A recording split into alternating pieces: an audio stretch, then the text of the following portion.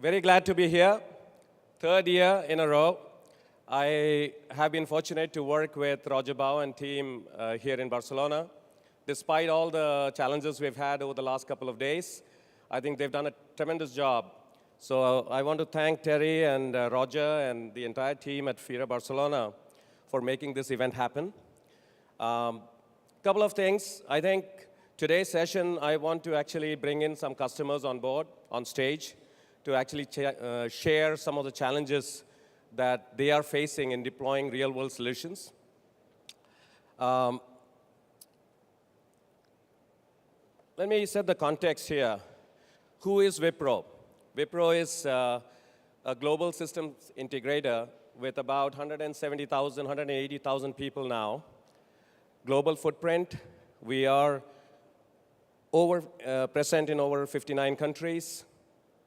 We are doing a lot of work in the IoT space, have had a traditional history of working in the engineering space because we were building infrastructure and servers and hardware when there was none a long time ago. In terms of the footprint of the company, we have multiple service lines and business units. A significant portion of the work that we do is to bring a one view to the customer. So multiple service lines come together to fulfill the need of a customer. For example, in the case of an IoT solution, it would mean that we would engineer the edge, the gateway engineering, the hardware, software capabilities. In case of the platform stack, we would have different service lines come in. The engineering service lines comes in. The analytics and insights, we have hundreds and thousands of people who are actually working in that domain. So we have that service line involved. So it's a multi-service line combinatorial effect that comes to bear on any customer problem. Manufacturing is big for us. E&U sector is big. Utilities are big. You can look at all the different sectors that we play in. We have a reasonably good global footprint. When it comes to digital transformation, I would assert that the digital transformation is not just about making things smart and getting them connected. It is where we can ideally make a difference for the customer is defining a good strategy, defining the technology ingredients that contribute to the strategy, and then actually implementing it. And the strategy usually involves a multi-year roadmap where you define different phases of it, you try some things at a certain phase, and move on to the next phase. So at the intersection of all these three elements of strategy, technology, and design is where we excel. Wipro did a very good acquisition of a company called DesignIt, which is one of the largest design firms here in Europe.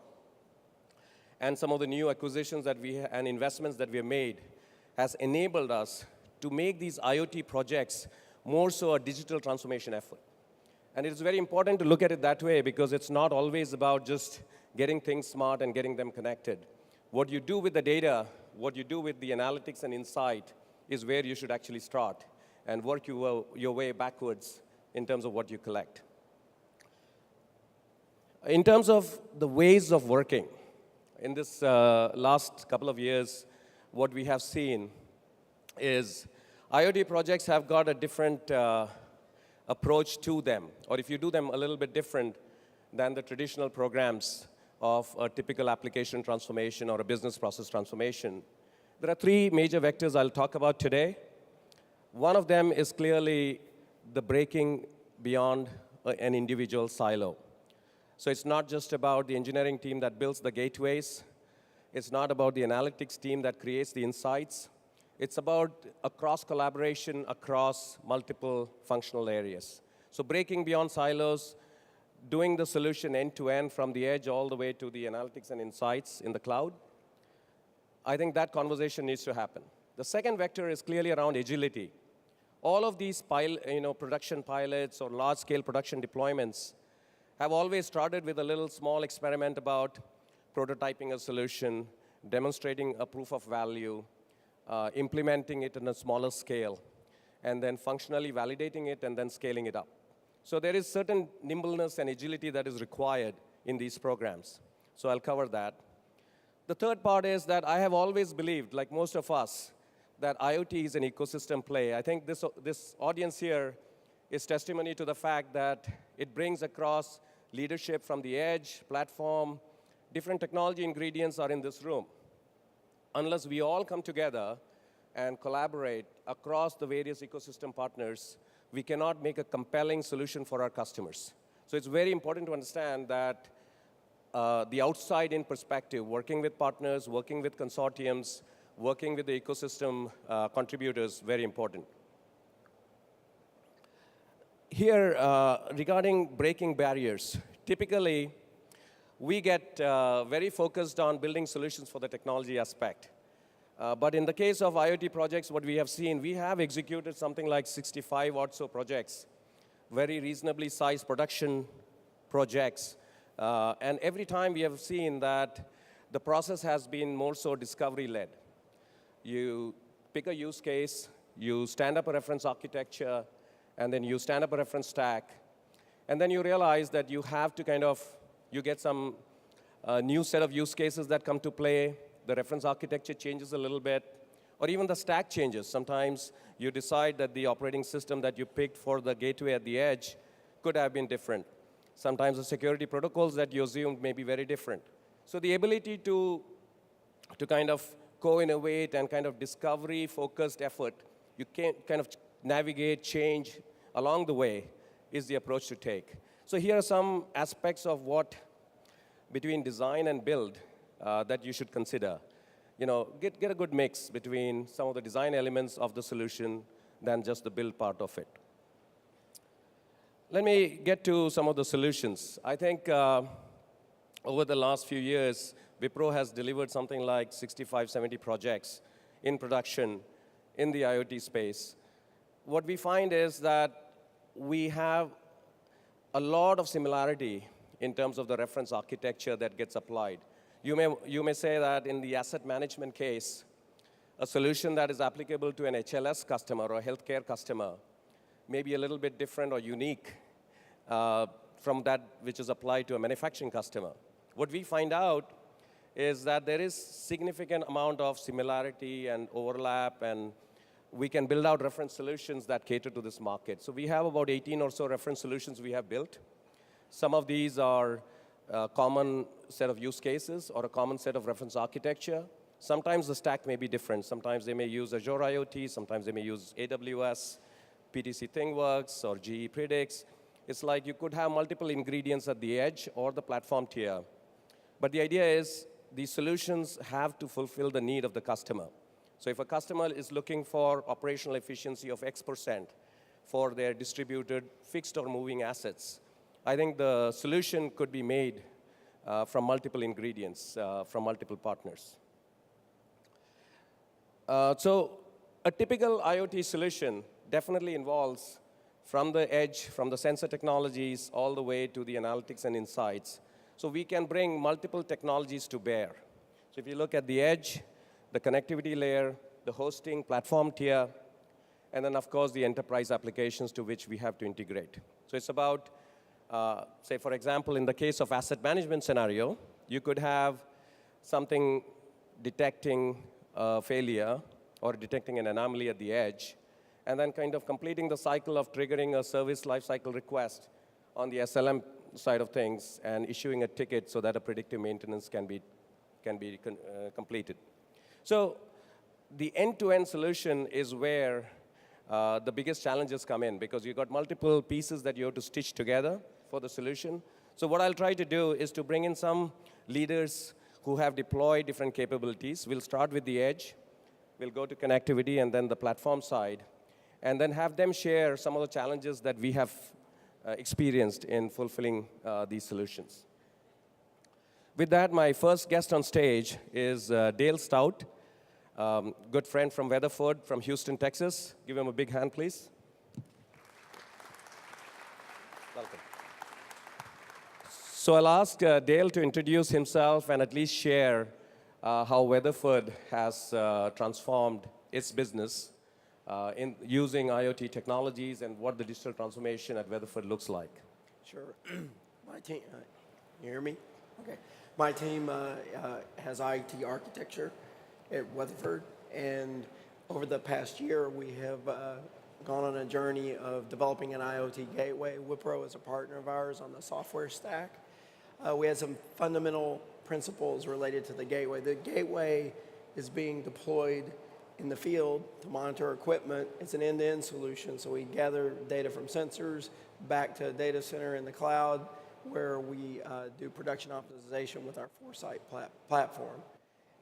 When we started out to build this gateway and integrate it in with that existing solution, we decided on a couple of fundamental principles. We wanted to use off-the-shelf hardware as much as possible.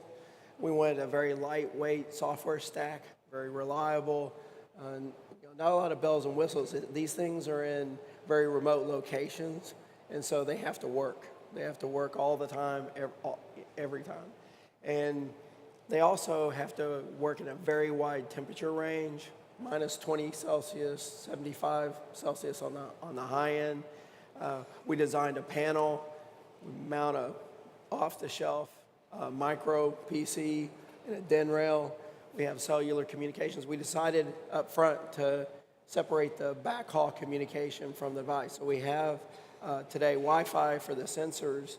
We're looking to add Bluetooth in the future, but the backhaul is cellular, but it also could be LoRa, RPMA, Sigfox. These fields are like snowflakes. Every one of them is a little bit different. And it's really kind of a mass customization problem. And when you look at those fields, everybody's done it a little bit differently, which is a challenge, right? The other partner in this with us has been Intel. So we baked in a lot of the security that Intel is putting forth in this environment. So in the box, we can do things like remote attestation. We have a TPM chip, so we can store our secrets in that environment and manage them. Secure connections to various cloud services. We're starting with Microsoft Azure, IoT Hub, but in the future we'll look at AWS, we'll look at other cloud infrastructures on the back end, and if a customer wants it in their own data center, they can do that as well. So it's the edge part is multifaceted, a lot of challenges, mainly because of the environment that our equipment is in. Thank you. In fact, I'll just remind the audience that what Dale is talking about is oil fields. Yep. Very remote, different temperature, different environmental circumstances where these things are deployed. So along with Intel, there's of course a lot of ecosystem partners who are here. Mm-hmm. If you were to give them a message about what is it that they need to do different so our solutions can be more robust, right, it'd be great to share that. And maybe a little bit more about Weatherford itself in terms of Sure. the complexity of the environment. Sure. So I'll start with some of the challenges, just a couple of them, right? One of them is, again, this broad temperature range that we have to deal with. So we have a weatherproof enclosure, but it's in a very harsh environment with regard to temperature fluctuations, things like that. So what we found is like we can get an off-the-shelf micro PC that will work well in that environment, but then you put a wireless card on there or an SSD or another component, and pretty soon you have to recertify the whole package, right? So we'd like to get to the point where we could take that and have somebody assemble it, and that can be done, right? But it's a challenge to get all of the components, and some of those components, by the way, are in short supply globally. Yeah. So you really need to look at your supply chain, and you need to understand, what is in short supply and plan for that, right? And have more than one partner. So we didn't just go with one gateway provider in terms of the PC. We have multiple ones, yeah. And that helps mitigate some of the risks there, but it's a challenge. The other thing I would say is the sensor networks themselves in the field. Today we're doing Wi-Fi. We'd like to move to Bluetooth 5 for a couple of reasons. One is the mesh networking capability. These fields have pumping units, and in some cases they're so dense that you can reach out and touch a couple of them. Yeah. And in other cases they're miles apart. And so you have to design what you're doing with that in mind. We would like to do some advanced applications going forward. We'd like to optimize in the field rather than taking all that optimization and all the data that's required back to a data center. We'd like the fields to be self-optimizing. Well, to do that, we need sensors to talk to one another. We need more bandwidth there. And it's still when you're going with wireless sensors, it's still a low power requirement. So how do I get the bandwidth that I need and not use up my batteries, right? Those sorts of things. So we see it as Long term is a more of a distributed. You had a Cray up there. I actually Yeah. have sat on one of those. They have a little bench around it at Marathon years and years ago. But that's how things have been done for a long time when it comes to reservoir simulations, production optimization, those sorts of things. And but we see with the advent of certain technologies, especially things like FPGAs, the ability to potentially do some cognitive things in the field edge. and some distributed computing, and those things are just now, starting to percolate. And what we're seeing is we need the ability for these things to talk to each other in the field and be more autonomous, and we'll manage by exception back in the cloud. So those are the sort of things that come to mind. It's a very complex, if you ask about complexity, very complex environment. That's just production optimization. We have multiple product lines, so drilling is another area, and we want drilling to become more and more autonomous so we can pull the people back, the previous presentation, right? Pull people back away from harm's way. Right. And also we want to be much more efficient. So to do that, we need that cognitive capability. So I see the gateways as more than just data pushers. They actually, there's going to be a lot of analytics at the edge, I think, going forward. Excellent. Excellent. In fact, so Dale's feedback in summary is the edge is not just a data acquisition mechanism, right? You distributed analytics, short cycle analytics, cognitive capabilities at the edge. That is all. By the next time we are here, next year, we should be able to demonstrate some cognitive capabilities at the edge. Yep. Pleasure again. Yeah. Thank you. Thank you.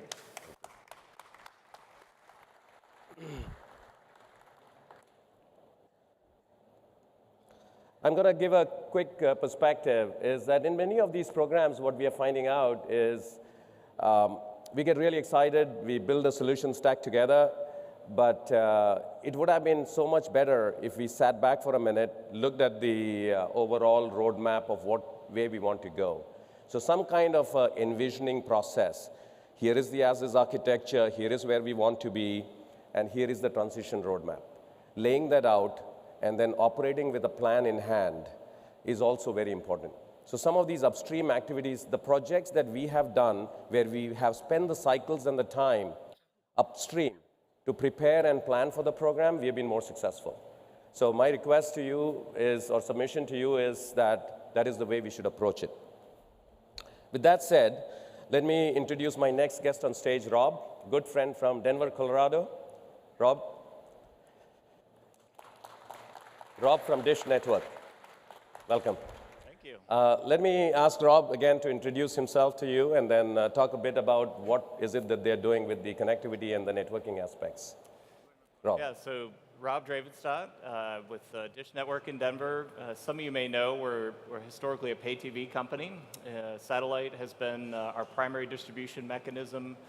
More recently, we've gotten into the over-the-top, so live TV streaming. We are the largest live TV streaming solution in the US currently. So you may ask, why OTT, or why IoT, as the case might be. So today we have some experience with managing our set-top boxes remotely. We have millions of them in the field. We certainly have a very trained technician force who can reach every home in the US, and we do things like Wi-Fi installs, connected devices, and things. And that's been a much growing business thanks to you all with generating some great products. But over the last decade, we've acquired a very important spectrum portfolio of licensed spectrum in the US, and invested really over $20 billion if you look at our acquisitions, our auction participation in the US, as well as some partnerships that we formed. In total, we have about 93 megahertz on average across the US, 2/3 of which is downlink in low and mid-band spectrum. And that is roughly equivalent to the other 4 big carriers in the US. The good news is that spectrum's unencumbered, which means today it's not utilized for anything. And so we have a really neat opportunity to define a network and a solution and really connectivity from the ground up. And we shared with the FCC earlier this year that our plan is to first start with a narrowband IoT network. So we're very much in the learning phase, starting to understand the technology, the capabilities, and the products and services that ultimately we're going to want to deploy as part of this commercialization effort. And our goal is to actually put this in place by 2020, is what we've shared with the FCC. Excellent. So Rob's got, what, $20 billion worth of spectrum licenses, It's a tough problem to have. approximately. Yeah. And so narrowband IoT is also a very critical play in the next few years in terms of if you have assets distributed widely across a geographic region, how can narrowband IoT help transform certain use cases? Yeah. So my question to you would be from this audience, which involves a lot of ecosystem partners, what would you like them to do different in terms of designing and building their solutions that can take advantage of NB-IoT spectrum? Yeah, we selected narrowband IoT because of its prospects and efficiency. We think in terms of distance and propagations, in terms of power usage, which I think many of the use cases are very focused on, narrowband IoT promises to be a very neat solution to support that. And we have the benefit of really, again, from the ground up, thinking about things like backhaul in maybe a different way that the other carriers maybe aren't as positioned as well to take advantage of. We're going to have all the same challenges that everybody else has in terms of thinking about security, thinking about how we provision the devices more efficiently to get to those billions of device levels. But with the amount of spectrum we have, and a portion of which obviously we want to use towards narrowband IT, we think it's going to be a great start for us to then wait and see what happens with 5G. You know, 5G, I think, promises even more potential, and with the spectrum we have across the U.S., we're pretty excited about that, of hopefully offering a native 5G solution here in the very near future. Excellent. Again, Rob, thank you for joining us. Thank you. Appreciate it. Thank you.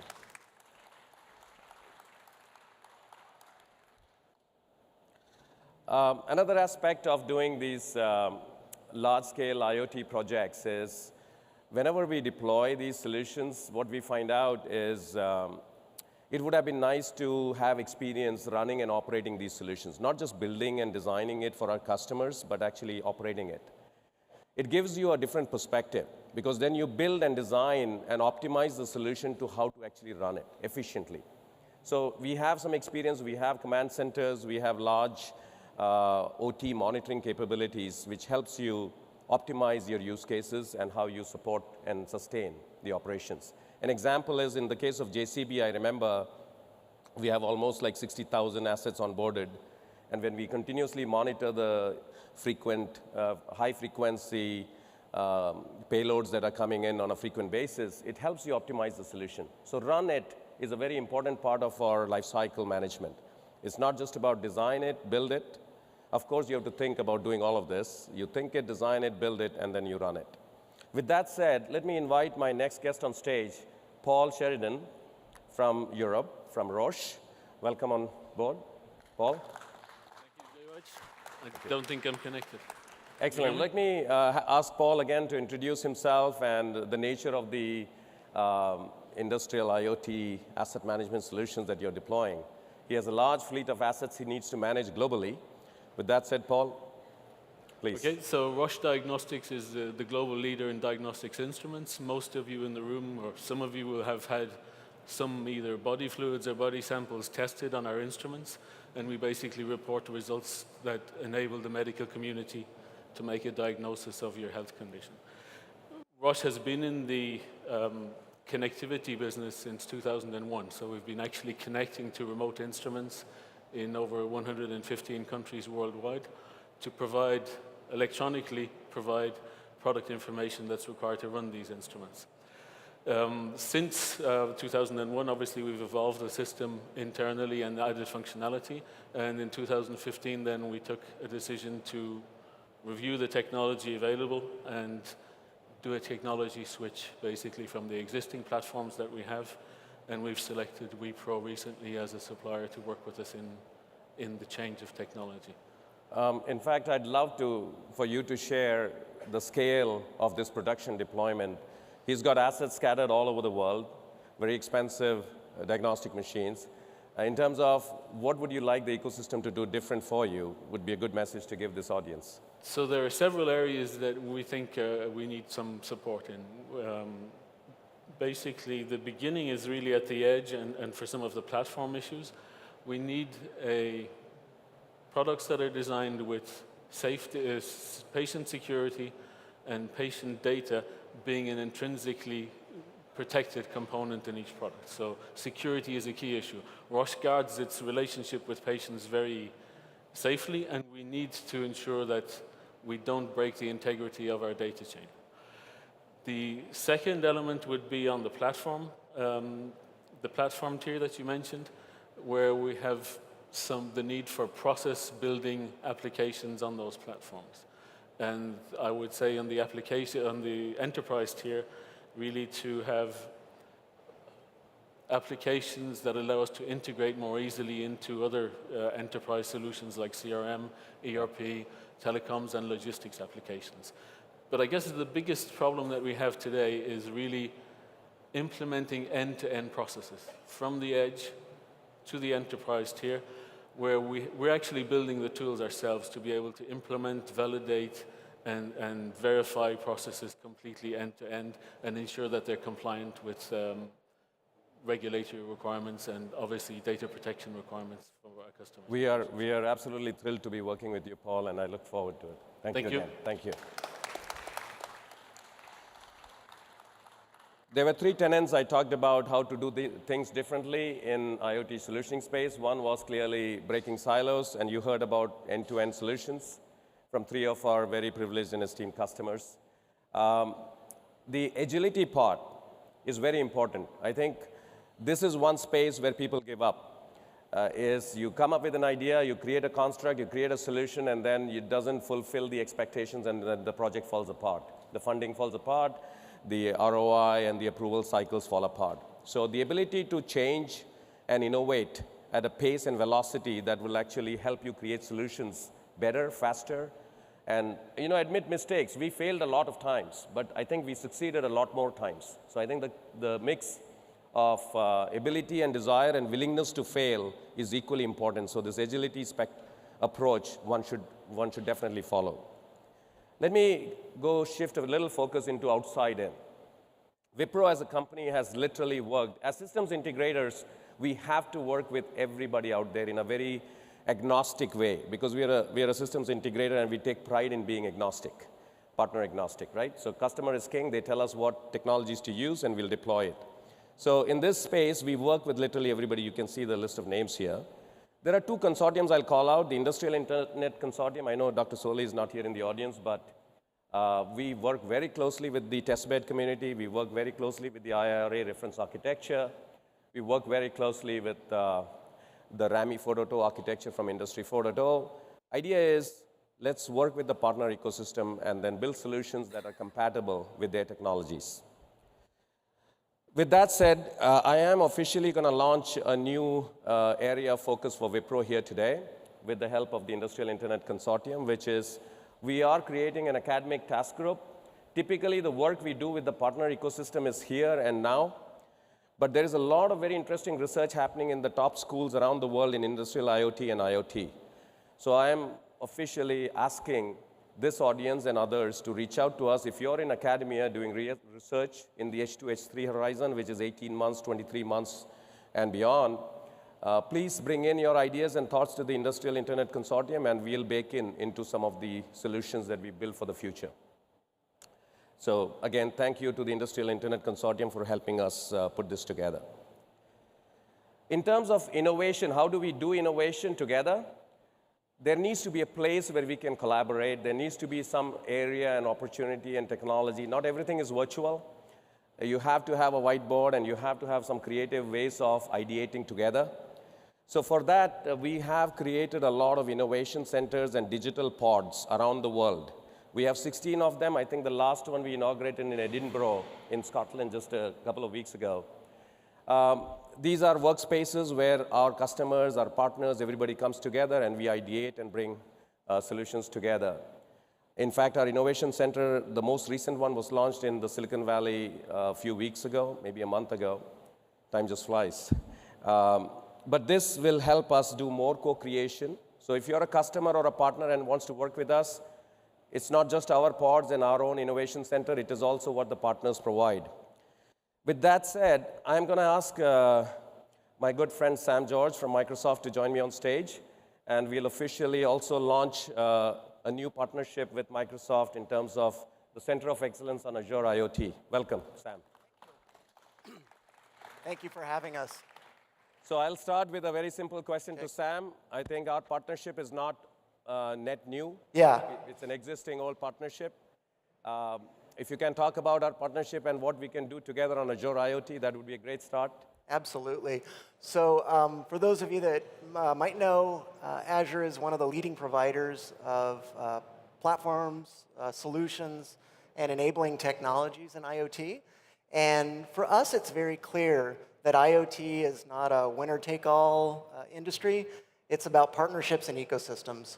And while we provide horizontal technologies that enable hyperscale capabilities of connecting to billions of devices, sending trillions of messages, performing rich analytics, it's partners like Wipro who provide the last mile and the custom solutions and operate those solutions and do it with excellence and years of experience. And so we have a long history of partnerships with Wipro.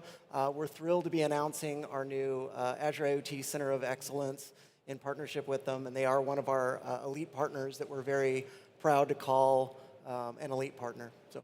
Oh, excellent. Thank you. In fact, other than Azure IoT, I'll just ask one more question. Microsoft has a suite of capabilities, especially around Cortana, HoloLens. If you take an example, I always debate with my team around this closed loop. You take the as designed, as manufactured, and as used, and you tie in a thread. You basically have to convert the physical to the digital, and then back to through AR, VR technologies, back to the physical virtual way. I think in all of this, there's multiple technologies you can bring to bear. Any thoughts on that? There absolutely are. And that's something that, more broadly we refer to as Microsoft IoT, because there's a set of offerings across everything we do, from obviously Azure IoT, but also Windows IoT, HoloLens, our Dynamics offerings for connecting to existing business processes.